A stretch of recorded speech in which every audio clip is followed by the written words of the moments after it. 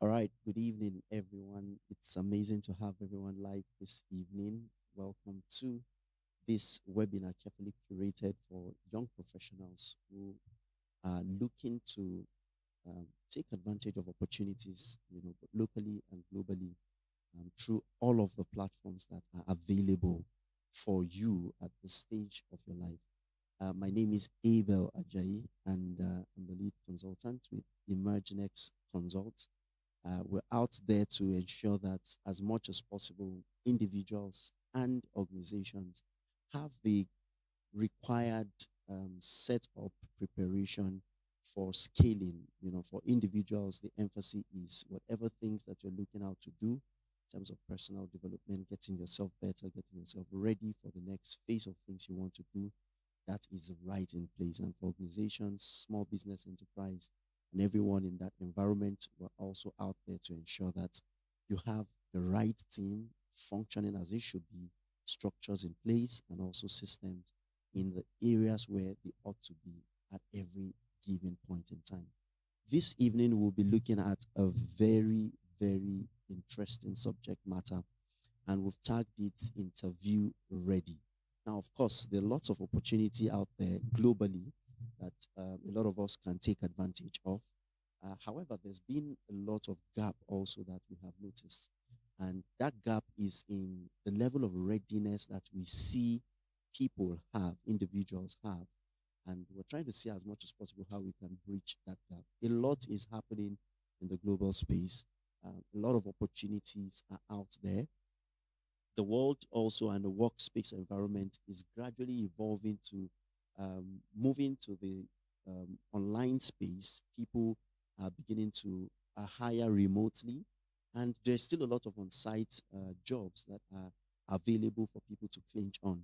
But there remains a very, very large gap in how individuals are ready for such opportunities. So, if you're on this webinar this evening and you've been looking out to scale interviews, scale um, uh, platforms where you probably have made applications to, and you've got a lot of rejection. In some cases, they don't even give you a reply. You are looking out to ask yourself, what exactly did I not get right? What was I missing out on? And what can I do to get better next time? That's what we're here for. All right. So again, I'm going to welcome everyone warmly to this meeting. And I'm going to say, if you have the link, you can immediately just share to other persons, different platforms, to let them know that, hey, something amazing is happening here. And we are going to be having that moment together. All right. So I am not going to be doing this alone, and this would be as interactive as possible. So let's have our guests ready to join us tonight. I have an amazing friend and brother who has been on this journey for quite a number of years. Trust me, Mr. Great Pete is not new in the game. I've known him to actively be in the recruiting space for close to 10 years now, if not more than that, alongside other experiences that he has gleaned over the years. And it's so good to have him agree to join us on this platform tonight. And I will be bringing him up very much shortly. But before I do that, let me also emphasize a bit. I know a lot of persons are here, and your experiences could be unique, right? Tonight, we're not coming to just talk at you. We're coming to actually converse. And in as much as your face may not show on the screen at the moment, or we might not be able to hear your voice, but we are hoping that we can also get your feedback and be able to take your questions as well as we continue in the conversation. So this is me saying, at any point where you have a specific question that might tie to the experience that you've had before now, you can just drop that in the comment section, and we will definitely get to it. We'll definitely take your question and address whatever thing that you want to say. All right. Once more, if you're on the call again and you know there are persons that need to join in, come on, make the info very public and share with as many persons as possible. And we will be very much willing to get through whatever things that you're going to be sharing with us in the form of questions. All right. Are there feedbacks from anyone? I think the volume is low. I can see someone saying so. Okay, we can address that, and I think it should be better now. All right, so I will bring in up our guests almost immediately so that we can maximize the time that we have tonight. So join me as I introduce Mr. Great Owete, and as he joins me up stage. Great Owete is a consultant committed to shaping a better future for Africa. With over a decade of experience in leadership development, personal growth, and productivity, coupled with extensive expertise in human capital management, Great has honed his skills in recruitment, talent development, and advisory services. He currently serves as the head of recruitment and youth development engagement programs at Allen and Grant, a premier consulting firm delivering innovative HR and enterprise solutions to result-driven organizations across diverse sectors, including financial services, education, manufacturing, telecommunication, technology, oil and gas, government, health, hospitality, infrastructure, and more. A firm advocate for building the gap between youth leadership and national governance, Great is dedicated to leadership training, coaching, consulting, and capacity building for early stage leaders. His work focuses on activating a new generation of ethical, visionary, and effective leaders and policymakers shaping the future of Africa. Great holds a bachelor's degree in sociology and a master's in managerial psychology. He is also a graduate of the School of Politics, Policy and Governance, and an associate member of the Chartered Institute of Personnel Management, the CIPM, Nigeria, and the Institute of Strategic Management, amongst other professional affiliations. So if you're in the room, please celebrate Mr. Great Owete as we receive him up. Thank you so much for joining in, Mr. Great Owete. It's amazing to have you here. If you can hear me, can you please just say hello to the house? Thank you, Abel, for having me. Can you hear me clearly? Hi, hi, hi. Yep, I can Thank you hear for you having me. very much clearly. All right, welcome online, and it's amazing to have you once again. All right, as we It's a begin the privilege. conversation, I'd like us to stay very much on standby as we begin to engage deeply in all of the things that we have for today. It's a Q and A session. We're not doing anything magical. We're not even having to talk briefly or give an overview or anything. I just want to I want to drill Mr. Great Owete, right? I want to drill him so much well to get all of the wealth that he has been using over a decade in recruiting the best of hands. So you're out there, you're looking out for a job, you're looking out for an opportunity. We must be able to tell what you're getting right or what you're getting wrong and how you can position yourself for it. So let me start from my very first question now, Mr. Great. From your experience, why do you think that many young professionals struggle in interviews even when they seem qualified? Just as an intro and as an overview. Yeah. Okay.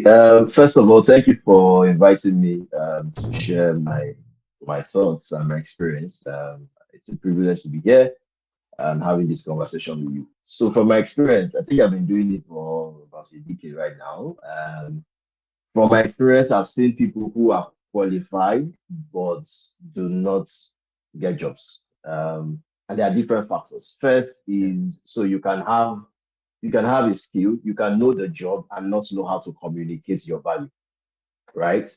So you can know. I've seen people who, I mean, men listening to them, you know that these guys have something, but they don't know how to communicate their value. Remember, I always say to people that value is in the eyes of the employer. Yeah. So if you know that you have value, you are not the one as the employee or the candidate to tell us that you have value. It is the employer that will tell you that you have value.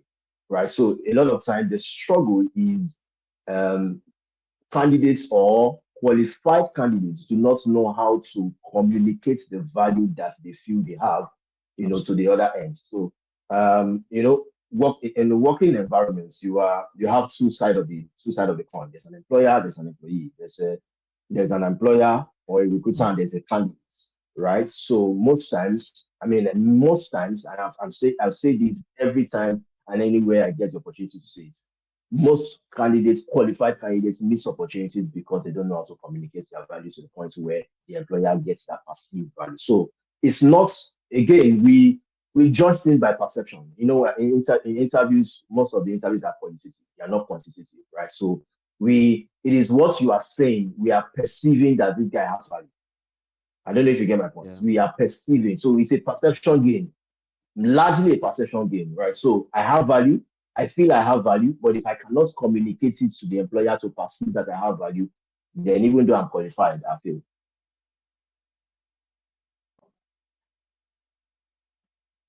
Listen, can you still hear me? Yes, I can hear you. Okay.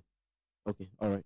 Thank you so much. So most times it's that you are seeing it from your standpoint as an employee and not necessarily from the employer standpoint, which Yes. means one of the first things that you must be looking out for the moment that you are applying for a job or for an opportunity is what exactly are they hiring for?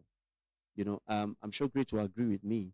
Um, Normally, a lot of employers now, which is you, we assume a lot. We think that the moment they say they're looking for a customer relations officer, what you hear is that I am a customer relations officer, so I should get the job.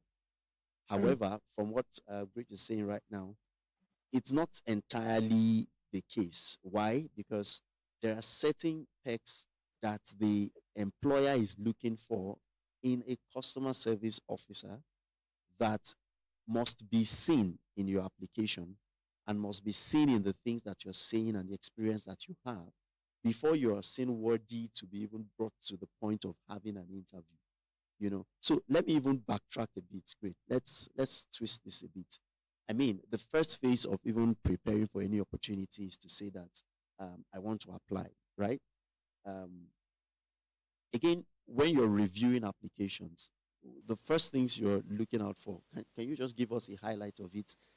That there's a statistics that says in the first 9 seconds, anything that needs to be seen or known is already decided upon. So it's I mean, first you can imagine, so you've already just sorted and you're there praying and saying, God, this is the opportunity I've applied it, and you don't even know that a recruiter has already discarded your application, to one end, and you keep applying over and over and over and over again. So tell us, when you're seeing an application, what's the first thing that you're looking out for? I know, of course, value, but in terms of practically, what should the presentation look like?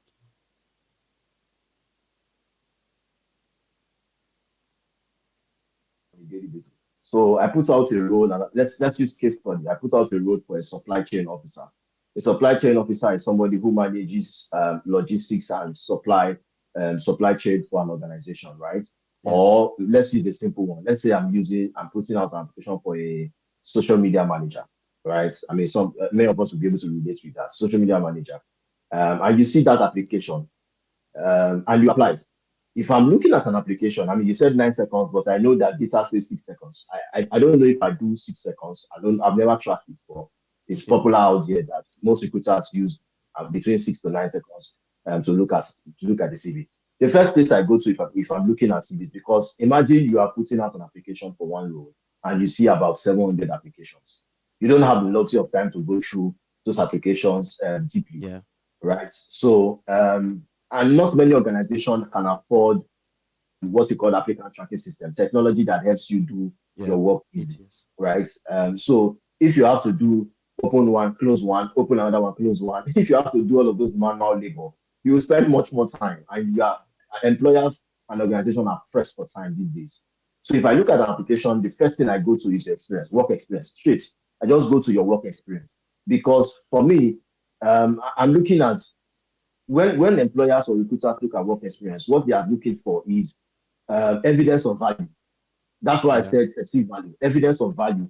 Recruiters are not looking for the most intelligent candidates. Recruiters are not looking for the most qualified on paper in terms of degrees and all of that. Those things have their place. But recruiters are looking for evidence of value. That's the first thing we're looking for. And when I look at your CV, I'm looking for evidence of value. Have you done a social media manager role before? If I see Yeah. your current or your previous work experience, social media manager or social media executive or something related to it, I can spend much more time to look at your CV again deeper.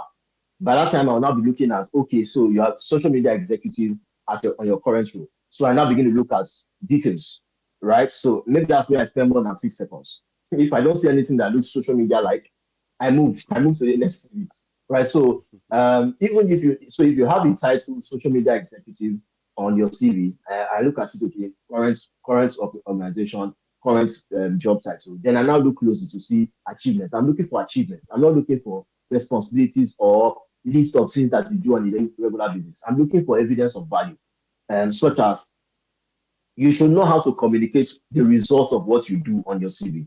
So it's not I post jobs, I mean, or I post on social media, I post on Facebook, I post on Instagram. I mean, that's typical of every social media manager, right? But what does your posting on social media, what has your posting on social media achieved for that organization? Results, right? Yeah. So those are evidence of value that I'm looking for to say, okay, this is somebody, this is a possible candidate or a potential candidate I should spend more time speaking with, right? So those are things that I look for. Every question that a recruiter is asking you or is asking himself while looking at your CV is so that we are able to ensure that you are bringing the same success to the organization. Now, this is where I say this. When we look for evidence of value, what we are saying is that if you have done it before, it means that you can replicate We the can same replicate it. success or the same result in my organization. That's why I'm looking for evidence of value. If I struggle to find evidence of value, then I cannot perceive you as the right candidate for my role. Let me Absolutely. use a scripture. I'm not if I'm permitted to use the scripture. David, Also. uh, David was going to face Goliath, but before he has the opportunity to face Goliath, he has to be interviewed by Saul, right? Mm. So the way David passed that interview with Saul, David did not say, I can't kill Goliath. He said, I have killed a lamb, I have killed a bear, rather, I have Yeah. killed a lion, I have destroyed. I mean, give Saul his resume of what he has done in the past. That builds confidence in the mind of Saul to say, okay, if you have done this before, then you can give you a try because you are bringing that evidence of result, evidence of success, and you can replicate it, in the life of Goliath. So that's me just trying to use more examples to say when I look at Yeah. it, I'm looking for evidence of value. Simple. Absolutely. I agree with that. And I'm going to emphasize a bit on one point that you had made. When we say that organizations want to see the results you've done before, it's important that when you're building your CV, you use numbers a lot, right? Use numbers that are verifiable, have proofs of things that you've done in numbers. So, I mean, I met this company performing at this percentage, and through the work that I was able to do, I've moved it 15% higher or 20% higher. I have gotten it to Yes. this particular level. So, that again tells that, okay, it means if we're bringing you on board, we are guaranteed of, say, 20% increase on whatever thing that we want to do, and that pretty much just increases your chances of being picked at that level instead of just because what most persons do on their CV literally is to lift whatever had been put on the job advert and paste in their job in terms of their experience. For instance, we're looking out for a marketing and sales manager, and you're just saying, okay, I have say maybe driven sales before. I've created a sales funnel. I've done this. I've done that. I've done. If it's not coming with numbers and figures that can be verified, that again just takes you off at the word go. And that becomes a very big issue. All right, Mr. Great, thank you so much for that. Let me talk a bit. Um, Let me get your opinion a bit on uh, people who have volunteer experience. Now, this is important because I'm sure there are some few persons following this conversation right now who probably might not have had real time job experience. they are just starting out. Their CV pretty much looks very blank. They just left the university system. Probably NYC just got completed and all of the rest, and experience is really not that there. You know, how do you still communicate value that you probably might have used in different instances? Say, maybe you volunteered with a non-governmental organization, you're serving mm, in your religious organization, it could be in church or a fellowship in your mosques or wherever that you found yourself. You've done things, you know, you're not entirely not without the skill. The skill is there, but maybe the formal setting is the issue. What would you say to this set of persons, and how can they communicate these things professionally such that it draws the attention of the recruiter? So it's a good question, right? And the reason I was laughing is because I mean, I'm somebody, I have practical experience in that, right? Whether you know it or not, everybody started somewhere. Everybody started with zero experience, right? Everybody started with a few persons started with volunteer experience. If you, I mean, almost everybody started with zero experience, and then they were able to grow from one point, from that point, to where they are. So you must always first accept the fact that we are all starting from the bottom of the ladder, right? Yeah. So accept that fact, and you don't have to fake anything. Because the reason I say you don't have to fake anything is because one, you need organizations. There are many organizations, or I'll say that there are organizations that are looking to take a bet on people who have zero experience. Zero experience is not equals to zero skills. I'll say that again. Zero experience is not equals to It's zero not skills. equal to zero skills. Yeah. It's not. I mean, so you may not have professional work experience, but that doesn't mean you don't have skills. So what I Mm. typically say is start from where the journey begins from, which is the direction, right? The problem is many of us do not know how to do what is called skill assessment and know the current set of skills that we have that is Yeah. required for where we say we want to go to. So typical example, when I was leaving university, I never knew that I was going to be a recruiter or I was going to work in HR. I never knew. I Yeah. think it was at some point in my NYC, towards the end of my NYC, I started to say myself, bro, define something. You get to that point in your NYC where you start asking yourself some soul searching questions. What am I going to do Yeah. in my life? And all of that. So it was towards the end of my NYC, I started asking myself, okay, so what can I try? Right. So there were two things on my list: human resource management, based on the things that I've done, while I was in school. I've always been into I've always worked with non-governmental organizations. I've always been around leadership, people development. So I've been exposed to that sphere, right, or to that area. So I mean, simple Google search, somebody who has done A, B, C, and D, and all of these things, what kind of career path. And today you have ChatGPT to do that for you, Yeah. right? You may have many volunteer experience, but you need to be able to chart a course with it. You cannot do everything. So you ask yourself, okay, based on ABC skills that I have, what I have done, it's all of this NGO volunteering experience. What possible career paths can I put? Because jobs are within industries, like I always say. Jobs are within industries that Yeah. organizations are within industries, right? Yeah. So jobs are within organizations. So you need to find out what kind of job are you looking for? What kind of organization do you want to work? What kind of industry do you want to play in or do you want to lead? Right. So that helps you now do skill assessment based on these many things that I've done. I have worked here, I've done this one, I itemize all of those things, and then you are able to now do what is called skill assessment. When you do that one, you now take it to the point where you say, okay, based on this, what are the options?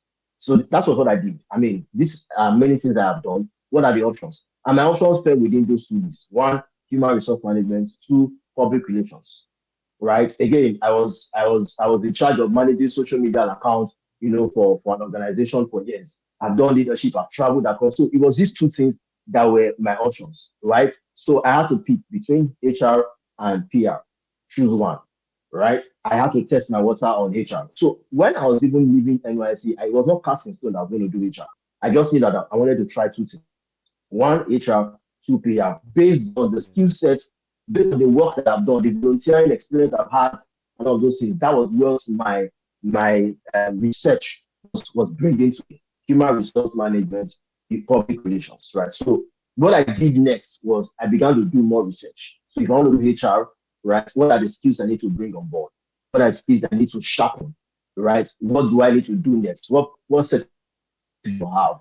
So what I'm saying is, even though you are starting from scratch, you can start from scratch with a vision. You can start from scratch with a direction. That helps you to kind of roles you should be looking for. So when I decided that that was what I was going to do, everybody I was talking with, I made them understand that this is what I'm looking for. This is the kind of role I'm looking for. This is the kind of job I'm looking for. This is what I want to try out. So I was attending conferences. When I attend those conferences, I introduce myself.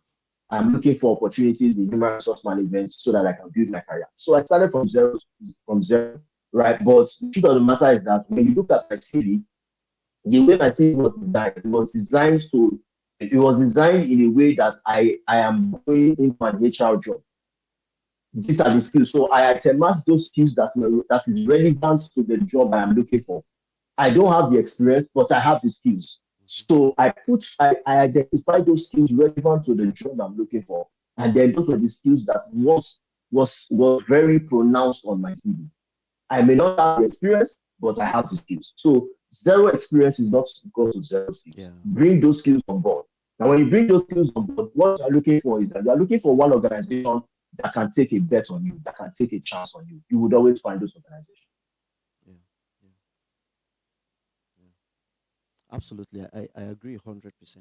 I remember a time when I was conversing with someone, and the person had was pretty much in a fix, like this case that we're analyzing right now, to say, "Oh, I've really not had to do anything."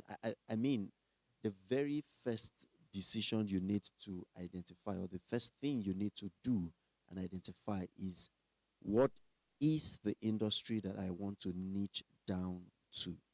It's amazing that you can do a lot of things. It's amazing that you're skilled in different areas. I mean, you're in media, you're in social media, you're also in leadership, you're in people, you're a people person.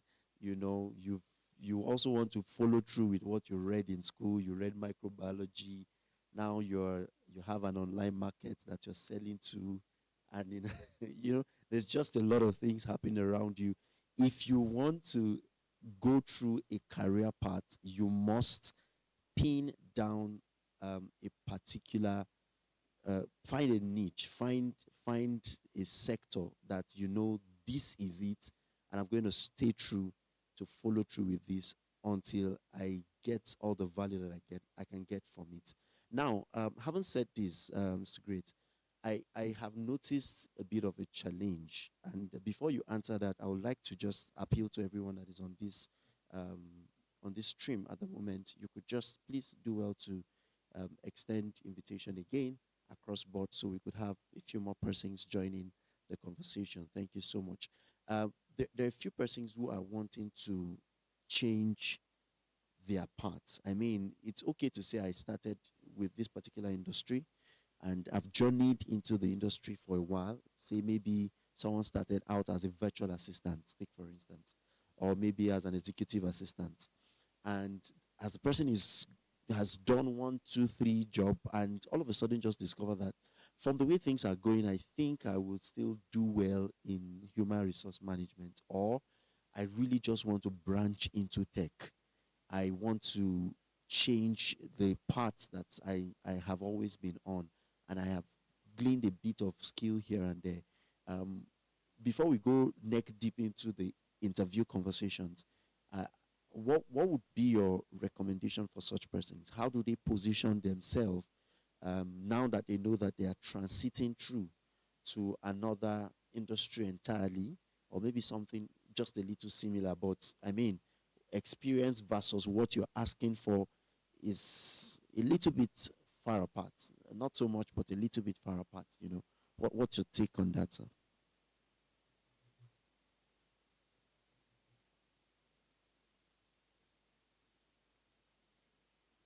Yeah. Points because of how technology is going. Certain persons would always have to change careers, right? Again, just so that you can stay relevant. Because if you use what the Economic Forum always come up with an annual report on certain jobs Yeah. that will be declining and jobs that will be. I mean, they do an interesting report that I like everyone who is listening to me to take a look at it. Some jobs will be going out of relevance, right? And then new Yeah. jobs will be coming up because of technology and all of that. So what happens when you have to change careers? First is I don't believe that career changers are starting from zero. They are not starting from zero. You are only changing, you're pivoting. What that means is that if you are changing your career, you have certain skills, you have transferable skills. And those are the transferable skills that you should, because see, jobs are not really about experience, so jobs are about skills. What is skill? Skill is your ability to do something, your ability to do a job, Yeah. right? So I'll give you an example. If you are transferring, if you are pivoting, if you are changing career from let's say human resource to public relations, what are the question you ask yourself is what are the transferable skills that that I can take from this career to this career? Because again, it is the skills that helps you do a job. It is not the experience. Experience helps you build skills, right? And helps you Yeah. deliver. I mean, helps you build that confidence, trust, and all of that. But it is the skills that really help you do a job. So the most important thing you should be asking yourself is what are the transferable skills that is needed in that industry I am now going to? Those are the skills you want to put on the forefront of your conversation with any recruiter, with any employer, with any organization. Second thing you must understand is that you must always know how to communicate and sell your why. When you are changing careers, people want to know why. People want to hear your why. Most times, your storytelling around your why is attractive. Interviews are very subjective most times, right? So your ability to sell your why can strike a chord with the recruiter, with the employer, with the organization you are going to. That's it. The next thing I always want to also say is that you should have some sort of commitment to the career that you are going into. So I mean, you can't sit in interviews with me and say, I want to change career from HR to PR, and I can't see any level of commitment to your CV. Yeah. What have you done in the PR that will make me feel like, okay, you are committed, you are serious, you're a serious person? You've not done any course on PR, you've not done any certification on PR. I always think that that's the best way to go. People see your certification, you've done NIPR, that's commitment. You spend money, you spend time to study to do that certification. It means that you are committed to changing careers. So for me, I feel like number one, know how to communicate and sell your why. Number two, your commitment has to be visible. I should see that you are committed to changing your career. Again, like I always say, there are organizations that are always looking to take a chance. See, I work with a consulting firm, and there was a time where somebody was changing careers, and then my boss somehow met the person in the conference, yeah, yeah, yeah, yeah, yeah, yeah. They had conversation, and I just saw the person resume at my company one day. Looked at her CV. She has never done anything in HR, but my boss took a chance on her, and she was one of the Wow. best person. She was one of the best employees. She's no longer with us, but one of the best employees that we've had in the history of the company. There are some organizations that are willing to take a chance on you. That's why I said you must know how to sell your why. You must Yeah. know how to Yeah. communicate. For me, it's that major thing because you are changing career. Your why, that's Yeah. ability to sell. To sell yourself, to sell your why, to sell your commitment, to sell, projects that you are on. There are things that you can be doing in that industry that you want to go to that shows people that you are serious to get into that industry and they want to take a chance. So that's what I'll say, Agana. Wow. Amazing. I agree 100%. I mean, you have no business testing waters that you have not, you can't say that you are greatly convinced about and that you have taken decisive steps towards. So to add to that a little, I mean, an actionable step for someone who wants to change a career path is also to look out for certifications and qualifications. To be honest, that is not the first thing that sells. I mean, Great mentioned that earlier on. If you're looking to get the attention of any recruiter in 6 seconds, it's about experience, it's about the value, it's about the numbers, right? Before we begin to look at, oh, how qualified are you? But I mean, if I'm checking your record based on your CV, and I'm looking at the role you're applying for, the next thing I want to see that will likely be an advantage should be your qualifications. So recently, I was trying to on board for an organization and looking at the record of the person, I see that, oh, the person has been doing excellently well in some other areas, but what we were recruiting for was quite different. And the next thing was to, oh, what exactly are your qualifications? And I'm seeing qualifications that relate to what the person was applying for. That's a literal case. That's saying that I'm not just saying I want to change or divert, I am Mm. now taking I have evidence. very Yeah. Steps. actionable steps, yeah, towards Yeah. that new area. And that pretty much just puts you out there as someone that can be counted on. All right. Thank you Yeah. so much for sharing. Let's go into the interview itself, which is one of the places where a lot of persons either just get it or they entirely are off. I was on an interview board and I told someone after conversing with the person for like I think 2 3 minutes, I'm like, um, you're not giving at all. I had to be that frank. I'm not getting what I'm expecting to get from someone who is putting out a foot for this kind of role. And because of our time, great. Let me just go straight to the aspect of storytelling in interviews, right? Uh, I know a lot of recruiters look out for that. Your ability to be able to communicate your value in storytelling, in convincing the panel. Not in when I mean story, I'm not saying go talk about how your childhood was and how life was in the university and all of the rest. No, I mean it's always timed for interviews, right? But as I storytelling, probably you can speak on storytelling or any other tool that you know that you always get you impressed whenever um, the person you're interviewing is seated in front of you. If you don't mind sharing with us. Thank you, Abel. I mean, I've lost count of how many interviews how many interview You've panels been on. I've been on, right? But Yeah. um, the most interesting interviews for me are interviews where the candidates are always very prepared. You sit in Yeah. front of a candidate that is well prepared, you know that this candidate is prepared. Yes. And what is preparation for me is that the first thing I always know, or the first thing I always say is what gets you prepared is that you apply for and before you attend that interview. Most problem, Absolutely. right? Most people fail in that. You get to interviews and you know that this person did not know jack about this job description. Yeah.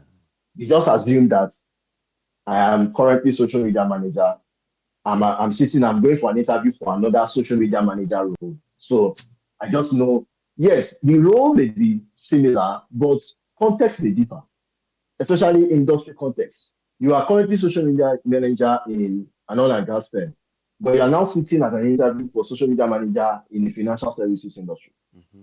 Same role, but context may differ. So if I'm asking you questions around the industry that you are currently applying for, you may miss out. You may just know that this one is not ready, even though this one Mm. seems qualified, but this person did not study the job description. So I always advise before you go for any interview, take the job description, sit down with that job description, understand the job description, and then find out how your experience matches up with what is required on that job description.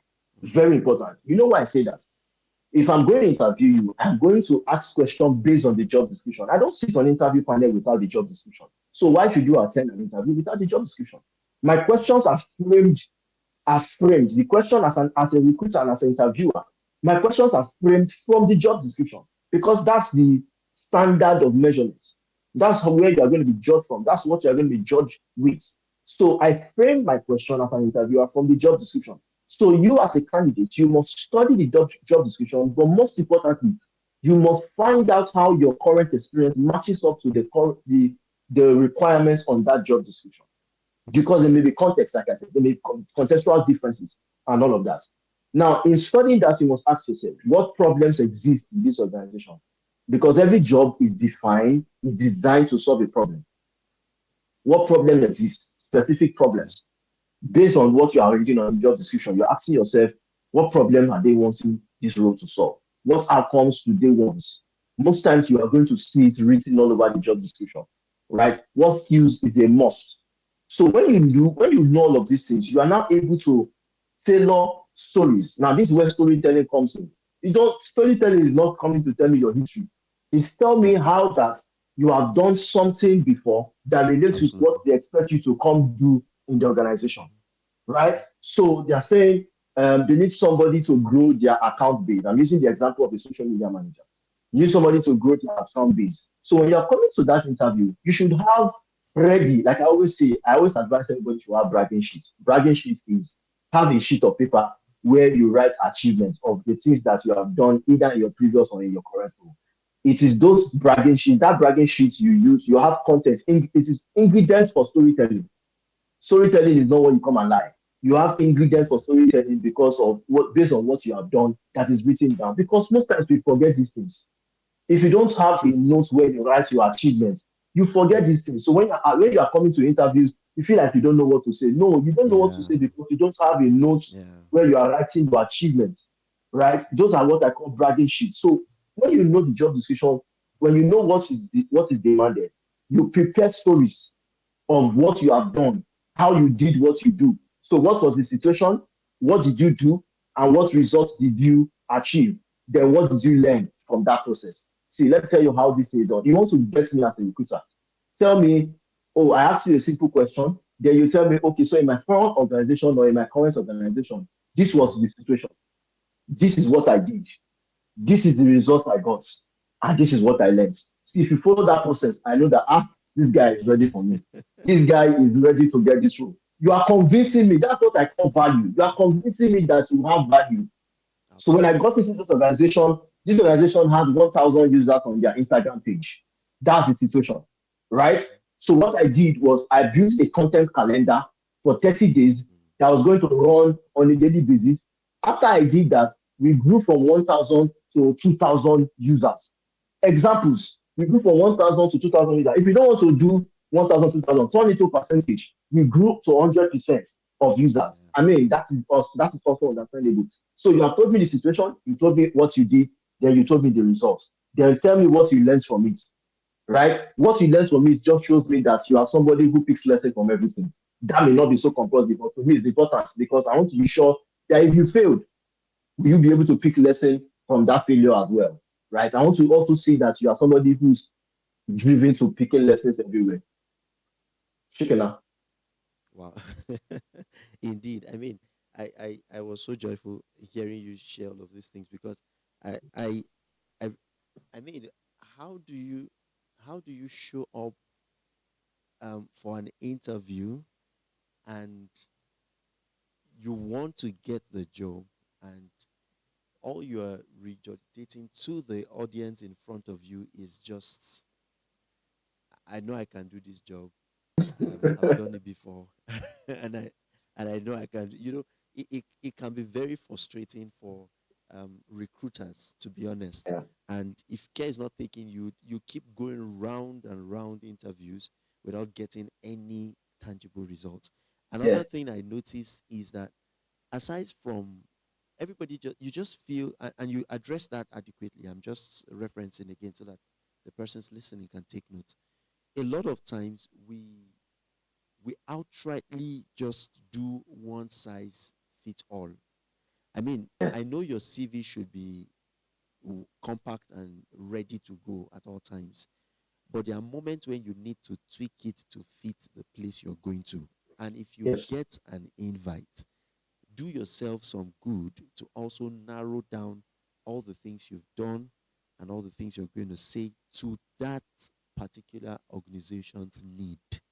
Yes. Because for them to have gotten to the point of saying we need someone, it actually means that there is a gap and we want to solve it. It's not just Yes. filling up a position, so that gives you a lot of edge to the things that you're supposed to do and how you're supposed to take things further.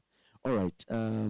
Let me begin to tidy this up. I mean, I don't know if we still have questions from the audience. I think the few ones that have come in, we've tried to address it. If you have questions that are specific to your own experience, you might want to a bit, share that so that we can take that as well.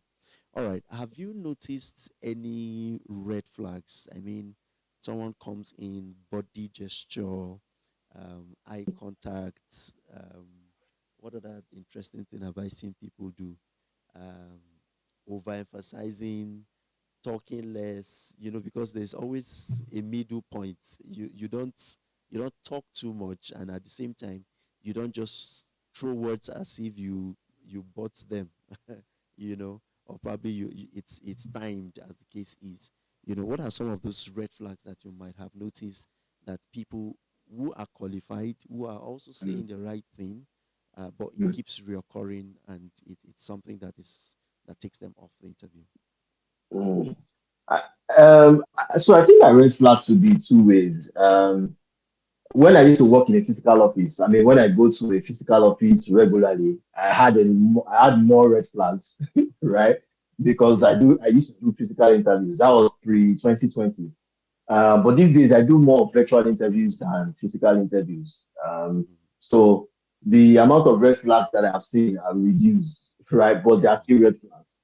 Right. For example, I feel like people do not treat virtual interviews the way, you know, typically they would treat a physical interview. It's a big red flag, right? A virtual interview is supposed to be treated the way you treat a physical interview. For example, Absolutely. I think it's a red flag when you come late for interviews. So you are joining a Oh, link awesome. True. for interviews. So it just shows to me that it was a physical interview, you will come late. So if you join the link, 5 minutes after the interview, you are still late. It's a red flag for me. Personally, it's a red flag, right? So those you may not see it as red flag as long as I still join the interview, but bro, it's a red flag. You are late for the interview. Secondly, is I think not being properly dressed because it's a virtual interview is also a red flag. It's a people don't take it serious, but I mean, I do a lot of interview coaching these days, just to help candidates. Again, I play like a middleman role. I have clients that I'm trying to serve, so I have to help my candidates look good before the clients, just so that they can ease my work, and I can move Yeah. faster, Of right? looking good, all So that. yeah, so but I just realized that I mean, if I didn't tell you that you should dress well, you plan Hmm. also know that when you do virtual interviews, you would you mostly will be told to put on your video, Yeah. right? And so when you're putting on your video, you don't want to see the clothes hanging behind you in your house. Yeah. For me, it's treat every virtual interview like a physical interview. I'm emphasizing on that because a lot of organizations have moved from just doing physical interview to virtual, especially when you have different stages of interviews. So maybe the first, second stage will be virtual. Maybe they will tell you to come physical when they get to the final stages and they want to wrap it up, right? So there are more interviews going virtually, but I think that there are more red flags. People are showing those red flags as they go for those virtual interviews or they attend those virtual interviews. Um, in terms of conversations, right? It's not about talking too much when you are asked a question. I think it's about answering the question with clarity of thoughts. Yeah. Um, you don't have to rush to answer the question. I think you should take time to really understand. If you don't understand the question, tell the interviewer to come again with the question. It's totally out of place. It's a red flag when you are asked A and then you are answering B. Yeah. Um, red flag more. I think you can be pardoned if you are in your entry level stages, entry level career stages. You can be pardoned. If you still feel like okay, you are still trying to grow um, your strategic thinking level. But you see, if you are at team lead stage, managerial stage, and then you are asked A, you are answering B, it just shows that something is wrong about your leadership. Strategic thinking is a very big thing in leadership. And so if you are going to lead a team, clarity of thought is very important because we are going to also measure your success based on how you communicate to your team members, right? So if you don't know how to answer questions clearly, right, it's clarity of thoughts. It's a red flag. Let me not say it's a big red flag. Your structure in answering questions are very important as well, right? So for me, the red flags can be there, right? But it's in stage, there are stages. There are stages. Yeah, some of them are behavioral, some of them are technical. I think another red flag that I want to identify is not testing, not testing I mean, if you're doing virtual interview, not testing your link before then, not testing your network, not testing those things looks very those things look very Basic. simple, right? It looks very basic, but they go a long way to tell the kind of person you are. You understand? Go a long way. Yes, I was going to say that in conversation. In conversation, not talking too much. Then there are certain times when you use the same word. For example, I get turned off when people start sentences with actually. Right? So you're asked a question on interviews, and you always start. I mean, when you say it the first time, I mean not, but when you keep saying it for every sentence you want to start for every. question you want to answer, you say actually.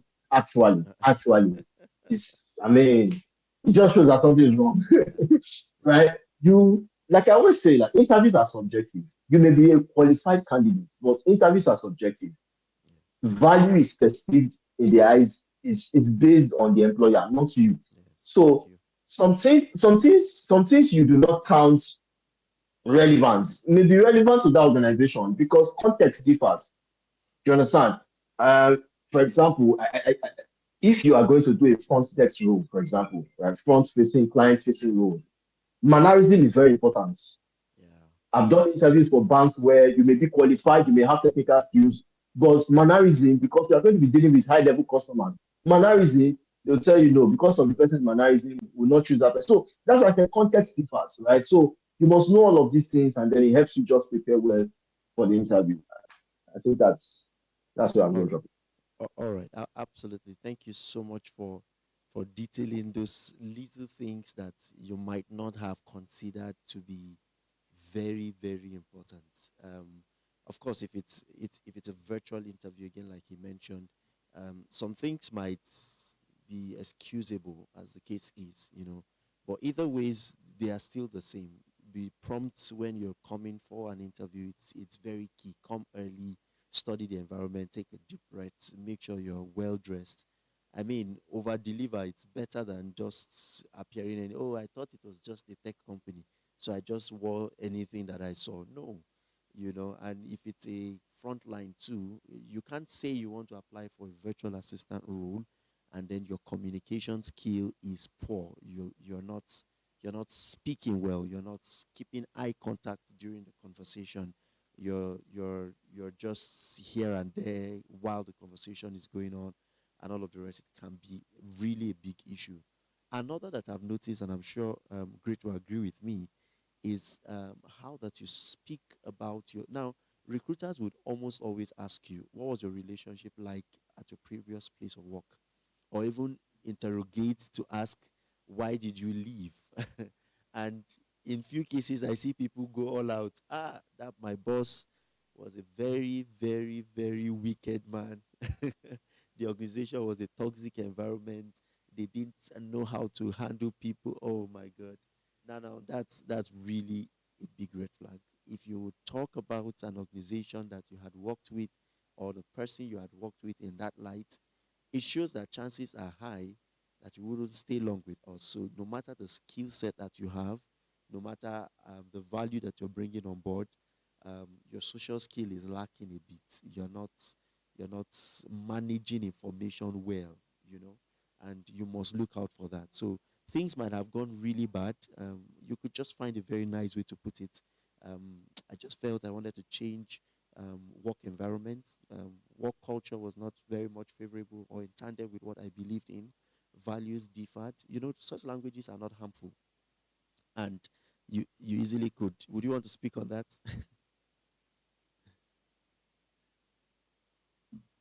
when you say I am changing my organization or I am looking to change because of cultural reasons or cultural Yeah, reasons, I think every recruiter understands. yeah, Every recruiter, true. see, as a matter of fact, if I sit on interview panels and and the question is these days I don't even ask people why do you want to change organization. But of course, I sit on panels where my clients would ask why do you want to change, and I just listen through, right? Once you just say um, cultural differences, right? I'll be here for a while. I feel like there's some aspect of culture that I don't relate to, I don't understand, or I don't agree with. People understand that it's a toxic Yeah, environment. You want to move. absolutely. So it's a professional lingua, and you just move on. You don't now have to go into details. You now say, that my oga, this one, that one. You don't. You don't have to say specifics. You don't. You Yeah, don't need it. yeah, The reason you don't need it is because it tells the kind of person you are. yeah, The moment you start doing all of those things, it tells the kind of person you are. That's the same thing you would do the same thing if we hire you and you leave one day, right? So you are going to go to the next organization and say, this organization. So you would see more of the wrong things because no organization is perfect. You will sell more of our imperfection because you want to get a new job than actually just moving for moving sake. absolutely. Thank you so much, Mr. Great. We're wrapping up things over here, and I'll just run through um, a few questions that we have here. If you're still on this call, I mean, you could just do me a little favor by subscribing to the channel. I mean, that I don't think that would hurt.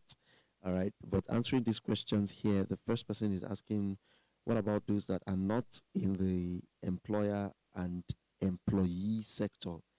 That question is a bit vague, but I think pretty much you are either looking for or you are hiring. That's what we're trying to say. You're almost always on these two sides of the divide. Sometimes it's Yes. you have an organization that you're the one who wants to hire. Maybe you have a small business. In that case, you are the employer.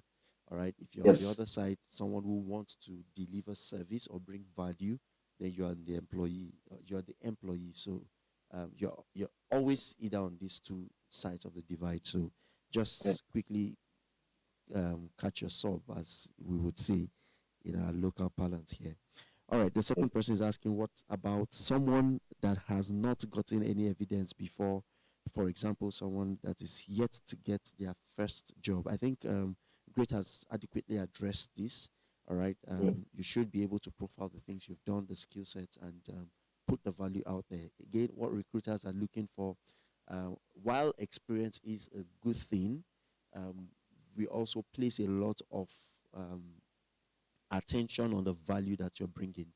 So this is also why a lot of emphasis is placed. If you're a student here, I mean, do your best to volunteer in as much places as possible that is in tandem with the industry that you've chosen. So there's nothing wrong if you are already niching down to an industry as a student, Yeah. because Yeah. in the nearest future, it's going to help you begin to, Great mentioned how that he had two options.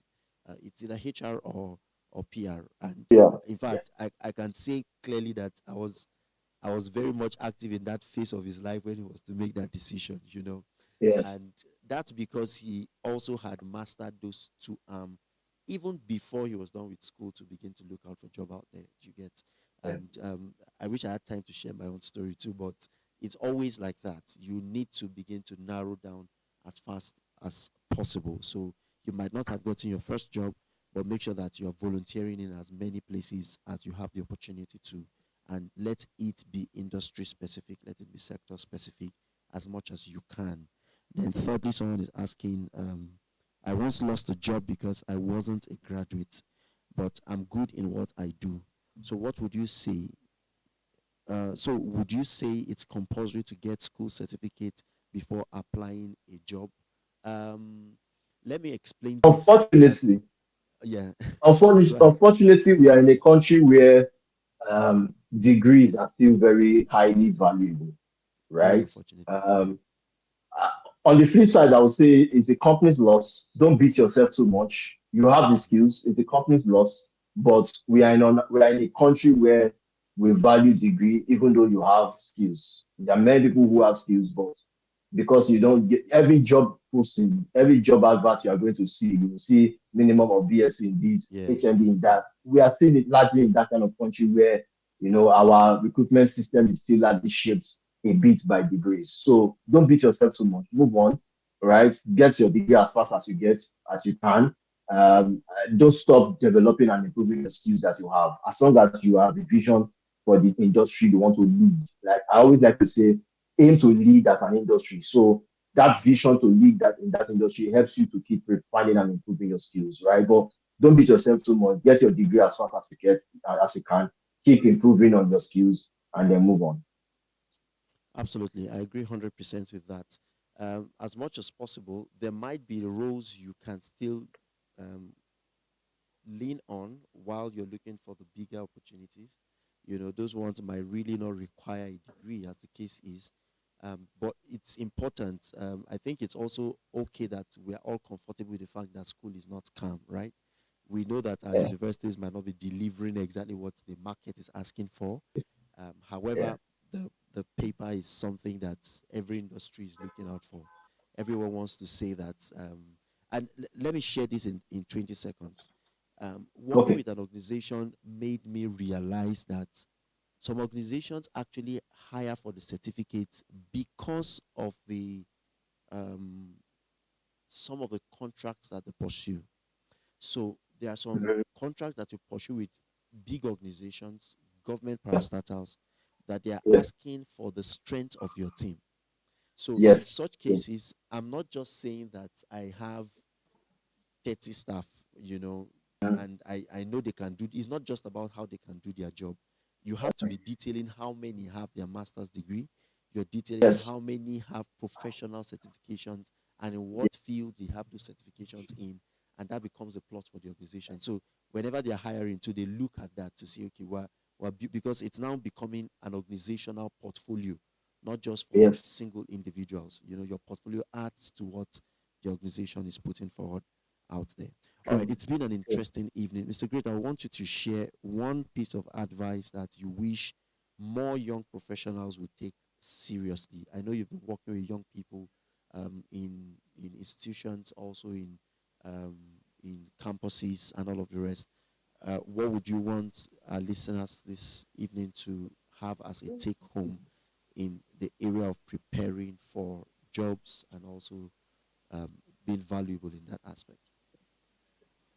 Okay, so there are many things, but I mean, you said one, so I'm going to say um, we are in a tight labor market in Nigeria. I dare say even in Africa, we're in a tight labor market.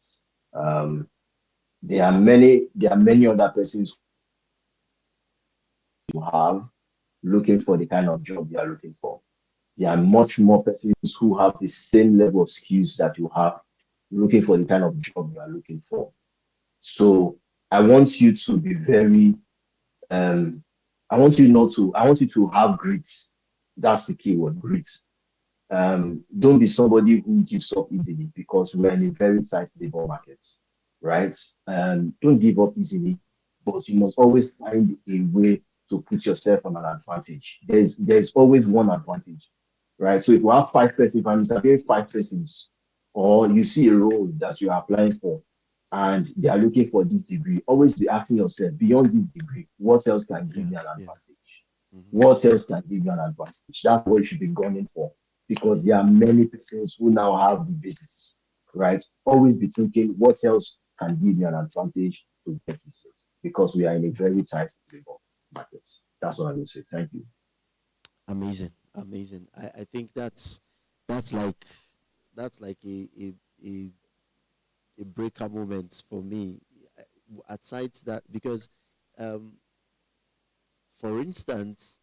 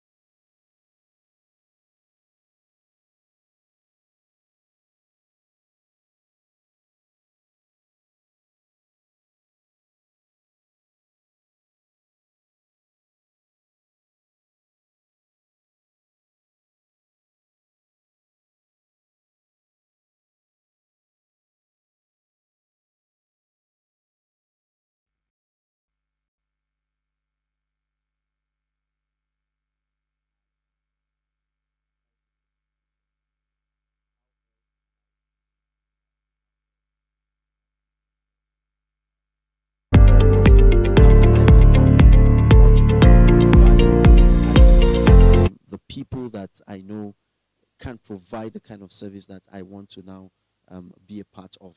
And I was saying that my story was pretty much along that path too, because what I read as my first degree isn't the area that I'm working in right now, and it's a whole long journey. I will spare you the story, but it's also a part of saying what industry am I looking um, to niche down on? What area do I see myself working in?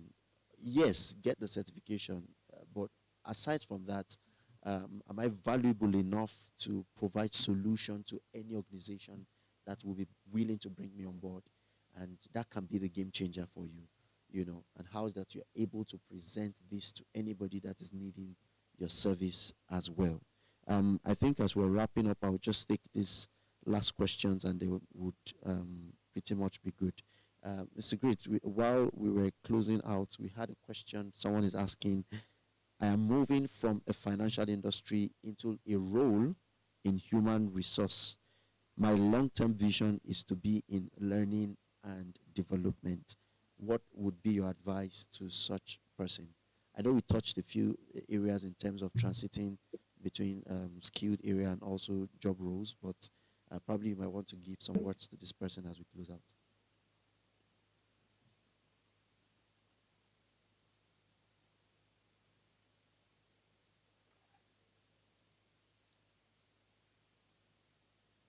Hello, Mr. Great, can you hear me? Yes, I can.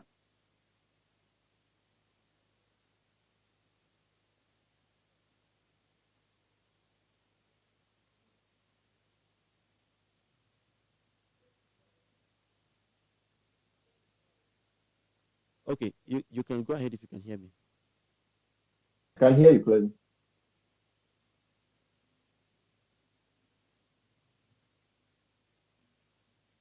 In case you're speaking, I Okay. can't hear you from my end. Okay, I can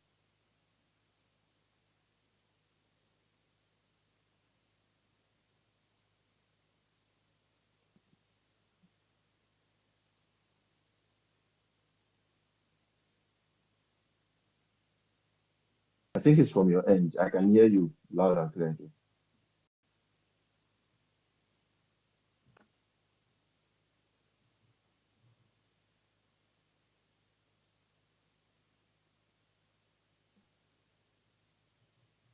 Hear me? Okay,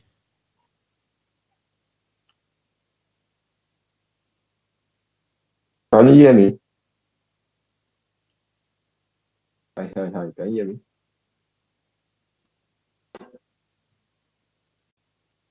I think it's from your end. I don't know if you can hear me.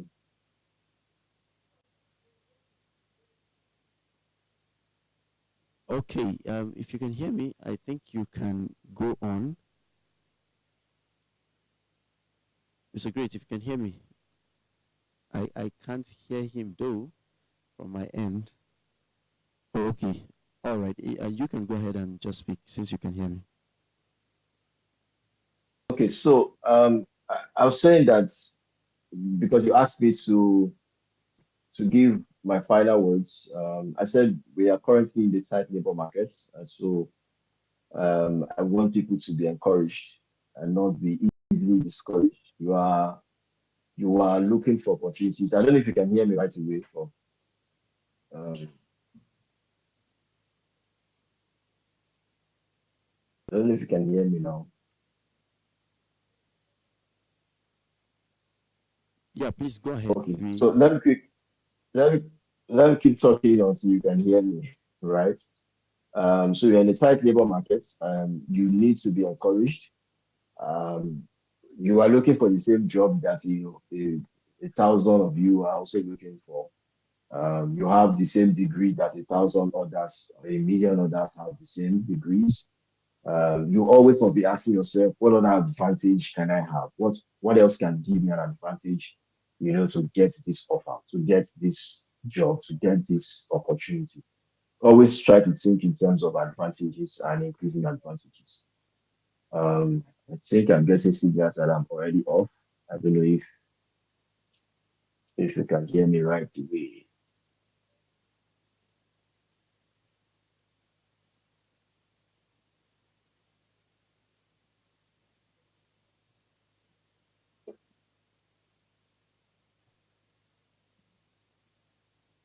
Okay.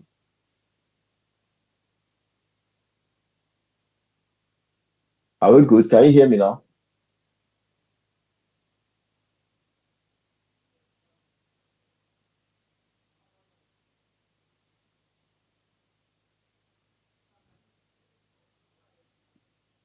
You can go ahead and speak, even though I can't hear you, but I think okay. Yeah, can you speak now? Can you hear me now? Awesome, I can hear you now. Please go ahead. Yeah. Okay, so I was wrapping up my final words before the connection went off. I said, Yes. I mean, many people are looking for the same opportunities that you are looking for, right? You have the same degree that almost 1,000 or 1,000,000 others have, and then you are all looking for the same opportunity to get the same opportunity. So you must always be thinking in terms of what else gives me an advantage, right? How else can I get my advantage, in the industry, in the labor market, and all of that, and always be improving yourself. Let your CV tell the story that you can solve the problem that an organization is looking to solve. And what helps you do that is skills, right? Skills helps you do the work that gives you the experience. So don't just stop. Don't stop improving your skills. Don't stop learning. Don't stop updating your skills. And please always have a bragging sheet. It is that bragging sheet, a note Yeah. where you document your results from every work, a note where you document your results. That gives you raw materials to cook as interviews. Thank you. Yeah. Thank you. Thank you so much, for those concluding words. I believe it's a strong word, more like an instruction to the persons on the conversation tonight, and that should prepare you for the big opportunities that are coming out there for you. You know, it necessarily might not even just be a job interview.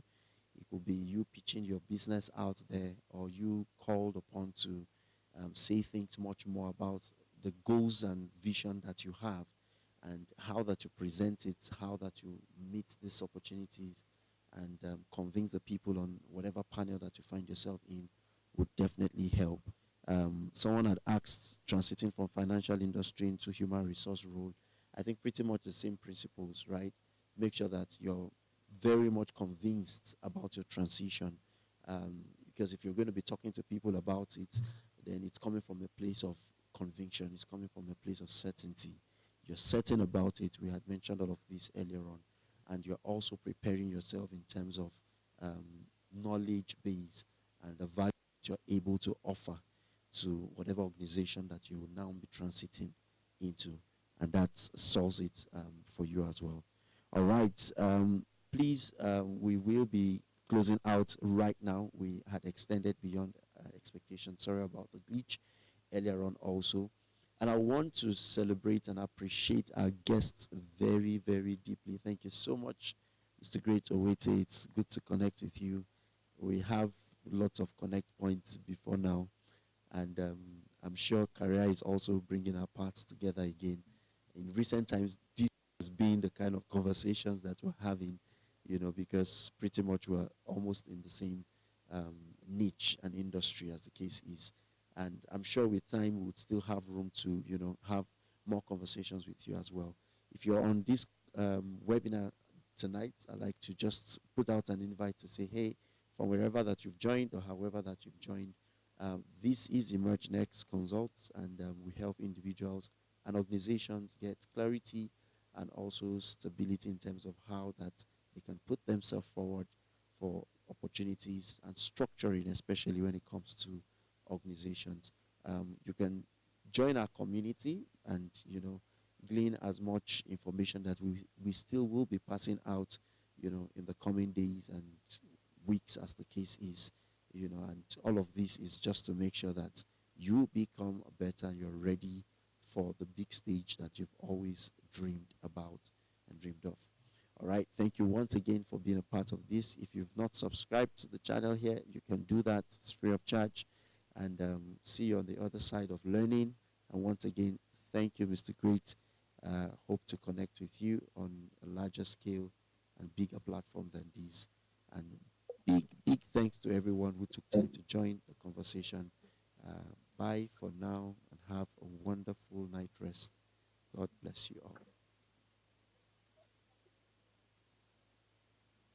Yeah. All right. Bye, sir.